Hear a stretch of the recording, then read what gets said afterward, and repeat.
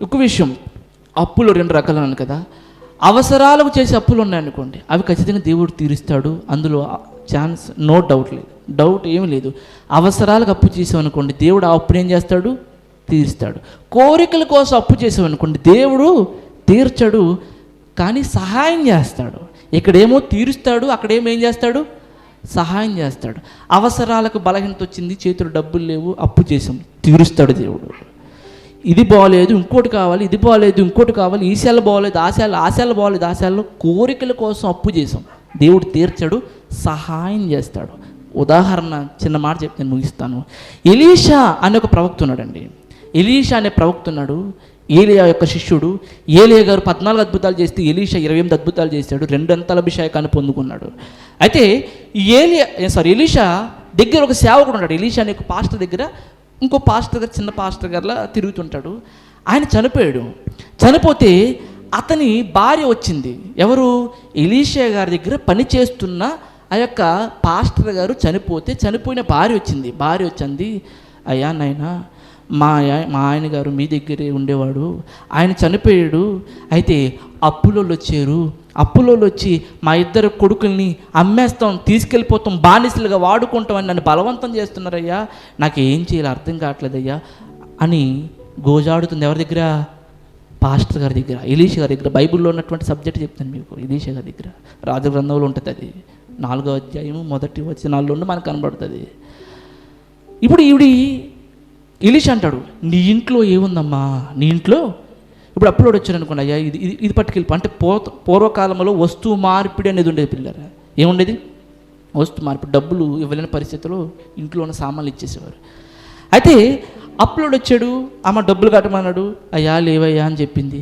మళ్ళా వచ్చాడు, కట్టమన్నాడు, లేవని చెప్పింది. ఈసారి వచ్చాడు, ఇస్తావా ఇవ్వవా, ఇవ్వకపోతే నీ ఇద్దరు పిల్లలు నేను తీసుకెళ్ళిపోతున్నా. వారి తప్ప ఇంక ఈవిడికి ఎవరు లేరు. పిల్లరా పాస్టర్ గారి దగ్గరికి వచ్చింది. పాస్టర్ గారు అన్నారు, అమ్మ ఇంట్లో ఏముంది? ఏమీ లేదయ్యా. ఎందుకు చేసి అప్పు? ఆవిడ ఎందుకు అప్పు చేసి ఉండొచ్చు? ఒకవేళ అవసరాలకు అప్పు చేసింది అనుకోండి, ఇంట్లో వస్తువులు ఉండాలి, అవునా? ఫర్ ఎగ్జాంపుల్ ఫ్రిడ్జ్ కోసం అప్పు చేశారనుకోండి, ఏముండాలి ఇంట్లో? గ్రైండర్ కోసం చేస్తే, అంటే వస్తువుల కోసం చేస్తే వస్తువులు ఉండాలి. కానీ ఆమె ఇంట్లో ఏమీ, అంటే ఎందుకు చేసినట్టు? కోరికల కోసం చేయలేదు, అవసరానికి చేసింది. బహుశా నా అభిప్రాయం ఏంటంటే తన భర్తను బ్రతికించుకోవడం కోసం చేసి ఉండాలి. దేవునికి స్తోత్రం కలుగుని.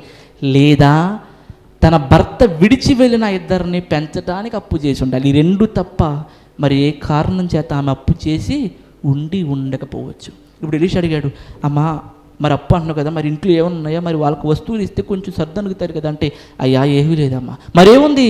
ఒక కుండ ఉంది, ఒక కుండ ఉంది, ఒక పాత్ర ఉంది, అందులో ఏముంది? నూనె ఉంది. అప్పుడు అన్నాడు, ఊర్లో ఎంతమంది అయితే పాత్రలు అవన్నీ తీసుకురండి అన్నాడు. అన్నీ తీసుకొచ్చారు. ఈ పాత్రను నూనె అందులో వేసారు, ఇందులో వేసారు, ఇది నిండిపోయింది, అందులో వేసారు, అన్నీ నిండిపోతుంది. పిల్లరా పాత్రలు అయిపోయాయి కానీ నూనె రావడం ఆగలేదు. దేవునికి స్తోత్రం కలుగునుగా. అప్పుడు అన్నాడు, ఈ యొక్క పాత్రలు అన్ని నూనెను అమ్మి అప్పు తీర్చమని చెప్పాడు. నేను అడుగుతున్నాను, ఎందుకు దేవుడు ఆ అప్పు తీర్చాడు ఆవిడంటే? ఆమె కోరికల కోసం చేయలేదు అప్పు. దేనికోసం చేసింది? ఒక ఫ్రిడ్జ్ కోసం చేయలేదు, ఒక దానికోసం చేయలేదు, ఒక దీనికోసం, వస్తువుల కోసం ఆమె అప్పు చేయలేదు. ఎందుకు చేసింది? అయితే భర్త కోసం, లేకపోతే అవసరాల కోసం చేసింది అప్పు. అందుకే అప్పుని ఎవరు తీర్చారు?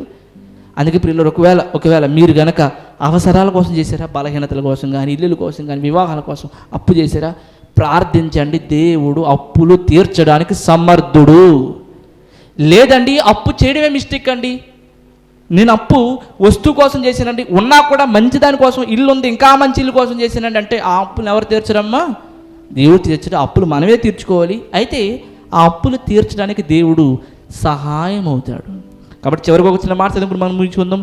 ఫిలిప్పీయులకు రాసిన పత్రిక 4వ అధ్యాయం 11వ వచనం ముగించుకుందాం. ఫిలిప్పీయులకు రాసిన పత్రిక 4వ అధ్యాయం 11వ వచనం.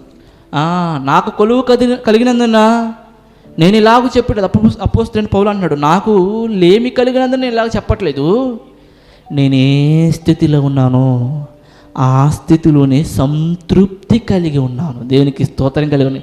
అపోస్తలుడైన పౌలు ఎలా ఉన్నాడంటమ్మా? సంతృప్తి